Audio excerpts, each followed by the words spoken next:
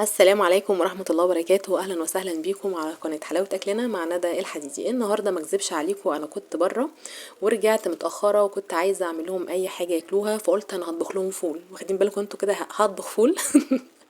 فقلت يلا زي بعضه، فطلعت كيس فول وقلت هعمل طبق فول معتبر.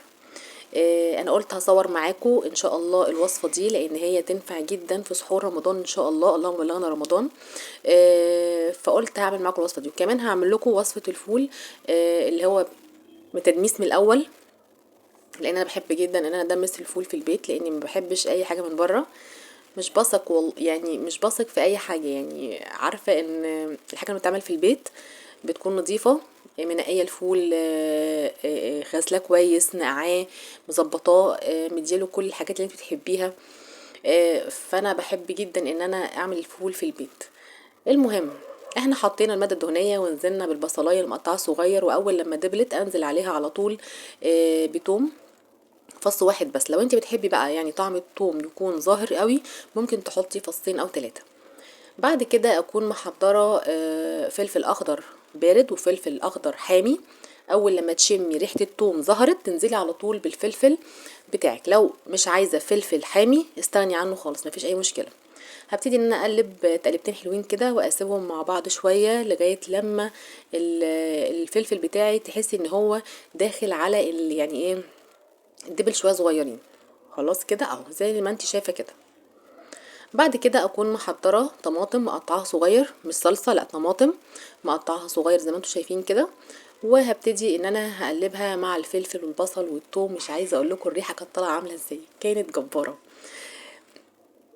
بعد كده هحط البهارات بتاعتنا، والبهارات بتاعتنا مش اكتر من ملح وشطه وكمون. انا ما بزودش اكتر من كده، يعني ما بحطش كزبره ولا فلفل اسمر ولا الكلام ده، هو ملح وشطه وكمون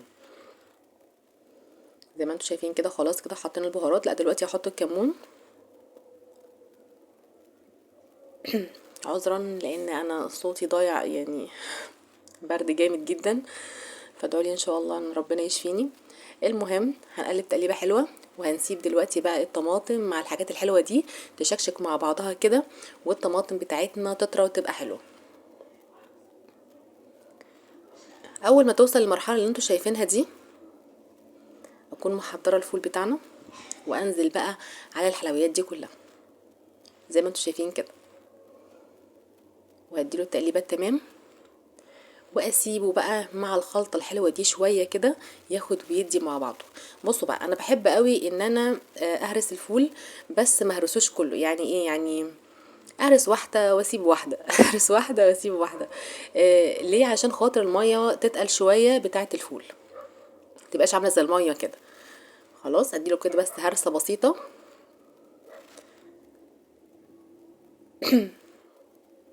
زي ما انتوا شايفين، بس هو قوي يعني، كويس قوي كده. وتعالوا بقى كده نقدمه مع بعض. انا عن نفسي كنت هقدمه في الطاسه، بس عشان خاطر حضراتكم فقلت احطه في طبق كده واخليه حلو. هنحطه في الطبق، واكون محضره شويه سلطه حلوين كده، يعني انا مقطعاهم على البلانشه وما حطيتهمش في طبق، هنحطهم فوق الفول. تمام كده. انا بحب يعني ايه السهوله شويه، بدل ما اقعد اخد لقمه من هنا وبعد كده اخد السلطه من هنا، لا انا هاخد كله في لقمه واحده انجز ونوفر مواعين كمان. هديله كده رشة ليمون صغيرة من فوق، ولو عايزة يعني تكتري شوية ملح شوية براحتك خالص. وبعد كده هنزينه كده تزيين حلو زي ما انتوا شايفين كده.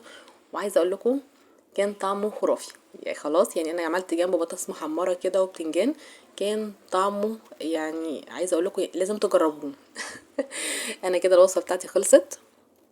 ويا رب كده اللهم بلغنا رمضان كلنا كده زايدين مش ناقصين يا رب. اشوفكم المره الجايه على خير في وصفه جديده من وصفات حلاوه اكلنا مع ندى الحديدي. ومش عايزه افكركم، يا ريت تعملوا لي لايك وشير مع حبايبكم، وتكتبوا لي كومنت حلو كده تقول لي انتوا منين. اشوفكم المره الجايه على خير في وصفه جديده. سلام.